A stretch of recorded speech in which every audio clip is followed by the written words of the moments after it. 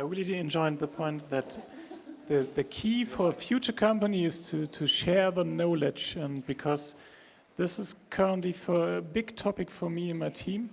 I've been outsourced to an American company, and my colleagues are still struggling, and they're kind of afraid because, we are living in a global company today, and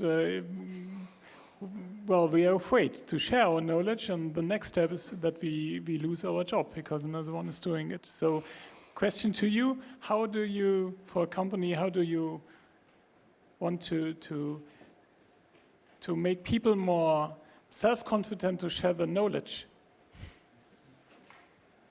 There's an English sprichwort that fits what you're trying to describe right there, where you're trying to do something that seems impossible. The Brits say, how do you square that circle? So how do you square that circle, gentlemen, ladies and gentlemen? Chris? Well, I think that actually in the IT market it's very simple. You have a real incentive. There are not enough good people in IT. I mean, any of you try to hire people, it's hard hiring. And thus, if you have people doing something today that they have done 1,000 times, if they are really IT people, then they will like to do new things. And if you can make them do new things instead of firing them right away, that should be an incentive. I think if a company has the need to reduce staff cost generally, they will do, no matter whether you transfer your knowledge or not. In the end, it's my total view. They'll offshore it, or they'll just say, okay, let's live with I mean, there are some big providers, German local providers I know that just say, oh, we need to do cost cutting, and whatever. This is the line. Every fifth guy step up and walk out. I think that it is absolutely an essential thing that in IT today we have not enough good people, and we have to motivate these people to see that the job they're currently doing is what they already know. It's much more interesting to do something new. If people are not willing to do that, actually, if you want to hear about this, maybe come to my talk this afternoon, if you want to hear about this, then if you're not willing to do that, you will be out of the job anyway, because somebody is going to find a way to ignore your knowledge and buy it from somewhere else. I don't know if someone else wants to. It's a little bit like talking to the turkeys about Christmas, right? Yeah, so I think good question. But whatever you're seeing in IT today is not new, right? If you look at what happened in, say, car manufacturing 100, 200, 150 years ago, it was a very manual process, and it was an art, right? Industrial Revolution changed that. Now, I mean, you go to a Mercedes or a BMW factory, there are very few people. A lot of things are done automatically. So IT is essentially going through the same change. And as Chris said, actually, what happens is that so there are a lot of manual tasks, which, I mean, the practice of IT, if you will, there is a lot of art today. And it is going to become more and more engineering, hopefully, eventually some science, right? So if you're going to do that, then the people that you have today will naturally move up the value chain. Right? So this is exactly the whole idea of L1, L2, L3. L1s should become L2s, L2s should become L3s, and so on. So if you don't, exactly what he said will happen. So Professor, can I just clarify that? So what you're saying is that the change that we're seeing in the overall market economy, where companies are having to move up the value chain, is also being reflected in the industry of IT itself, where server huggers have to stop hugging the server and let it go and move up the value chain. Absolutely. Of the profession themselves. If you don't, then you'll keep hugging the server and nobody else will use that server. There's actually some. It's down the bottom. Yeah. We actually have some history. Take this one. This one works. There's actually some history here. We several years ago we launched a product called SQL Server 7, a long time ago. And the distinguishing characteristic of SQL 7 was it took the number of tuning knobs from lots and lots down to very few. And so we were running around giving keynotes saying, you don't need all those database administrators. You can lower your cost because we've highly automated the tuning of the database. And of course, the DBA community was not very happy about that and had a bit of an allergic reaction. And a colleague of mine had gone to a database conference 3 years after. And one of the DBAs had recognized him and said, hey, you're the guys who were trying to put me out of a job haha, and they had a good laugh. And he said, well, how did this turn out? This was one of these Ask the Experts lunch roundtable things. And to a person, one by one, they all went through and said, hey, I used to think my job was twiddling knobs. I used to think my job was answering a pager at 2 in the morning. I used to think my job was allocating more memory blocks to this set of tables, and all that stuff had went away. And he said, what are you doing now? I'm helping developers write better queries. I'm working on new project deployment instead of putting out fires all the time. And they kind of organically reinvented themselves in that way. I think we're seeing a lot of that today in the cloud. Are we already seeing examples of what those new kinds of roles are? Does anybody have any experience with that? Have you seen new roles manifesting themselves, new job descriptions, new things that need to be done?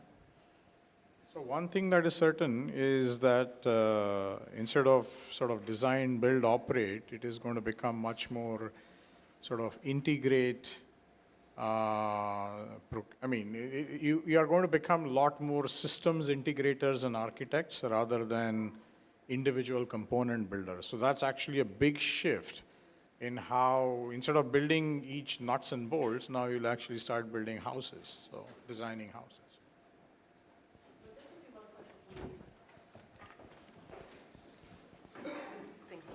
Now, you are a lot of vendors now in front of us, What are the vendors are doing now to give the new generation now, the new job descriptions? What kind of things what they should learn in the university as well?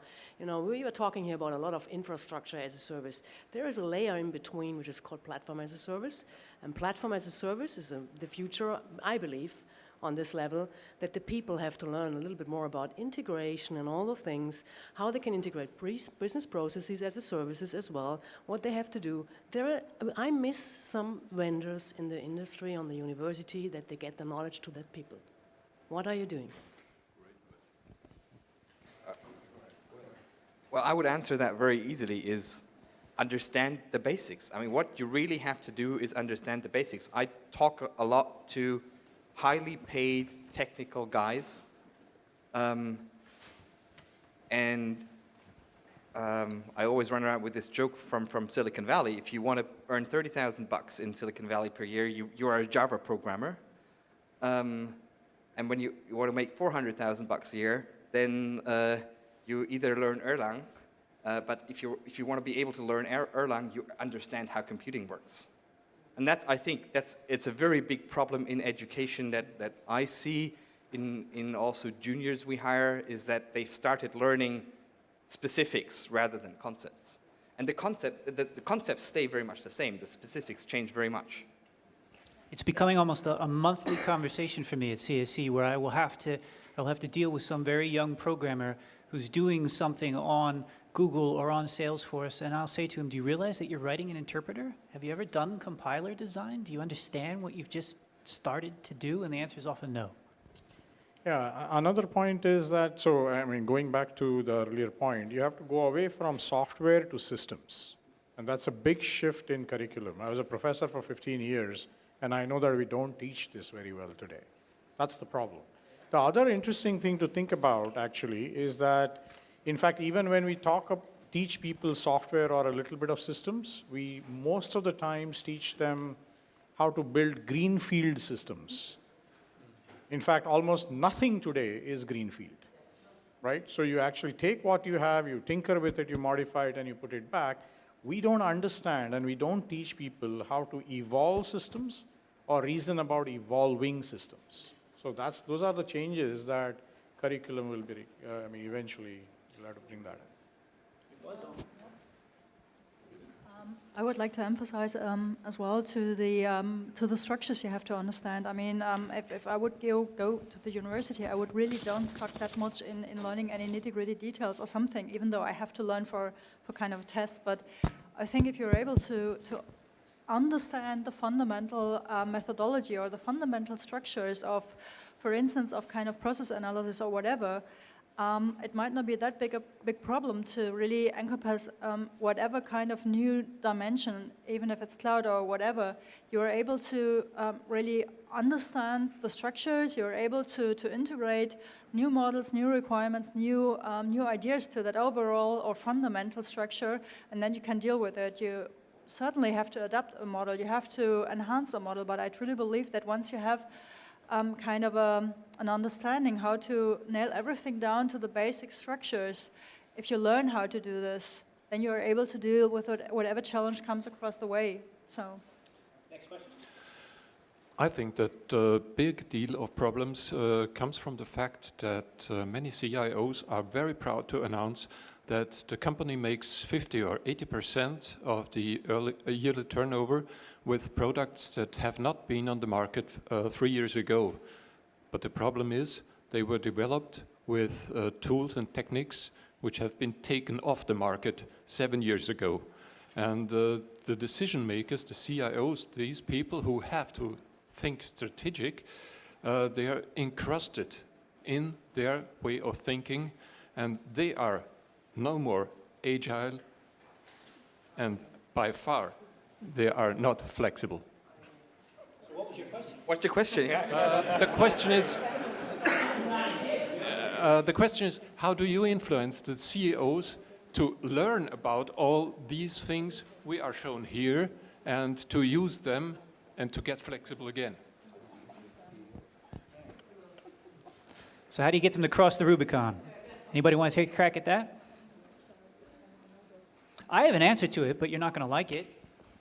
And the answer to it, the best way to describe the answer to it is to talk about the pictures of Kate Middleton, strangely enough. The pictures of Kate Middleton with her top off. The French publishers have now been effectively forbidden to publish those pictures, and if they continue to do so, they'll be subject to fines and potentially criminal punishments. But the fact of the matter is that the likelihood of the criminal punishments is very low, and the fines themselves are not significant. So there's a simple business case for those publishers. Potential publishing value of $1 million, potential fine of 10,000 euros. Do I publish? Yes. Do I break the law? Yes. I've been in boardrooms where I have had unnamed CIOs who I will never, of course, name publicly, who've said to me, oh, I understand that. Is that illegal, Bundesdatenschutz? Yes. Is there a way to do it anyway? Maybe. Go figure that out.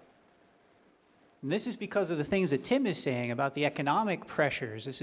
Tim was being very diplomatic. He's balancing these two things on both sides. There's this economic pressure over here, all this money, and there's all these other things against it. And he's not really kind of naming the elephant in the room that when those kinds of things happen, when money pushes up against all of these other cultural inhibitors, money usually wins. Does anybody have a different opinion here on the panel? It's the talk of extinction. I can make a very practical example. We're all about automation.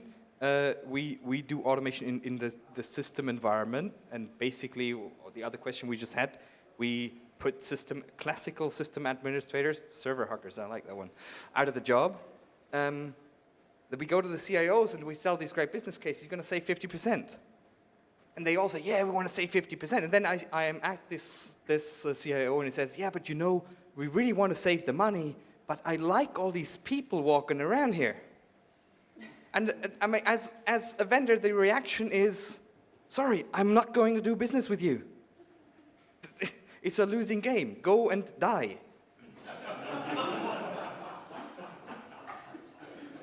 and that's what they eventually will do, because, right? Is you can't be just a little pregnant. It just doesn't work. So let me ask a related question then. All right, here's another question.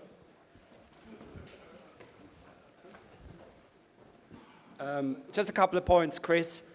I really liked your presentation, especially the F word. It was very, very interesting. But regarding extinction and reinvention, I mean, the most reason for this is a human one. It's based on fear and ego. Do you agree about that? I mean, reinventing, I mean, a lot of the managers or management, top CEOs are fearful of reinventing them, bringing in new ideas. How would you deal with that? That's one of my questions. Secondly, what does the customer or the client want? Do they really know what they want? I mean, if I look at Henry Ford or Steve Jobs, they never cared what people want. They never did a market service or a market study, what the market wanted, and it became successful. So how would you deal with that matter?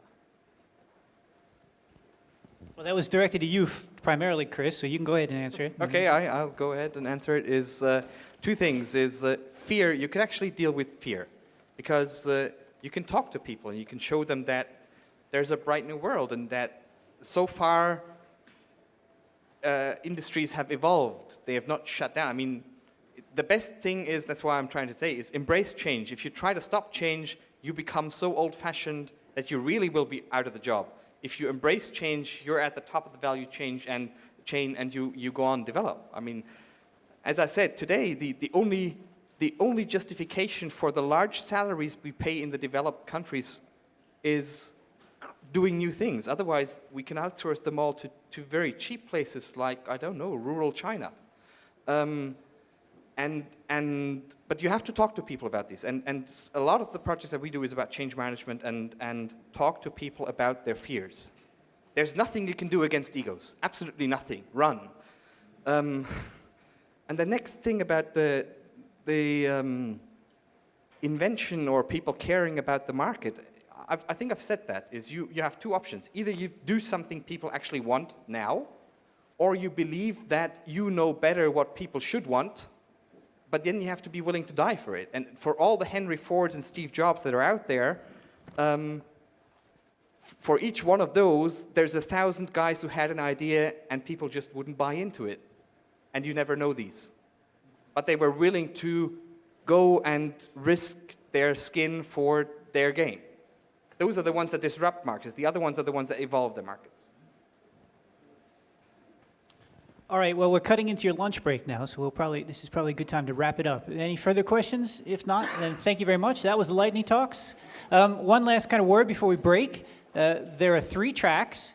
The transition track is in this room, and the other 2 tracks are upstairs, left and right. As you come up the stairs, turn left or right. There'll be signs pointing to which of the other 2 tracks are for the afternoon. And one further thing, I'd just like to have a great shout out to Roland Judas and his team today who've put this thing together for us. If you could just give me a brief round of applause for Roland and his team. Thank you very much.